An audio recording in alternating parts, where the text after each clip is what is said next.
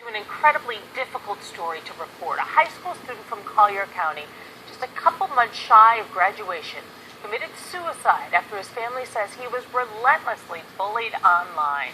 Normally, we do not report on suicides or play the 911 calls related to such cases. But this is becoming an epidemic. We had a long discussion in the newsroom and decided that even though this is very sensitive, you need to hear the impact that kids are having on one another. I just had a big problem for 9 years. And I'm just tired. I tried to change myself, but I just can't seem to do it. Okay. Well, what happened, if you don't mind me asking? Nothing really. It's just a lot of thinking. Okay. Well, we're here now on the phone. I mean, I'm definitely listening to you. Tell me what's going on. What's on your mind? I just need you to make sure that my mom doesn't follow the same footsteps I am, because she's the type. So if she hears about this or comes home to it. Does your mom live with you? Yeah. Okay. I mean, sounds like your mom's pretty important to you. She is. He apparently called 911 because he didn't want his mother to come home and find his body, so he called operators for help today.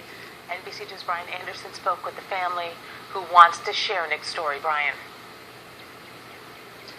Kelly, this is so incredibly sad. At the end of this month, Shriver was going to graduate from Lorenzo Walker Institute behind me, and his college plans were set, but tragically that all came to an end a couple of weeks ago, and investigators say bullying may have played a role.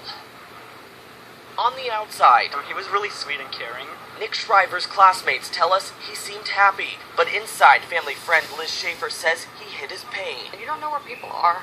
You know, Nick was already sad. Those closest to Nick tell us he was very smart. This acceptance letter proves it. He had a scholarship waiting for him at the University of Nebraska.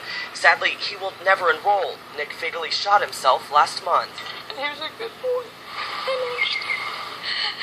They point to cyberbullying, directing us to a social media site called AskFM, where users can remain anonymous. Most of the time it's used for bullying, I guess, because I don't like that website at all. On Nick's feed, one person wrote, "Maybe you shouldn't be around anymore," to which Nick replied, "Wouldn't that be nice?" Another said, "She's not going to want you. Look at you, look at her. You're a fat, broke loser. Why care about looks?"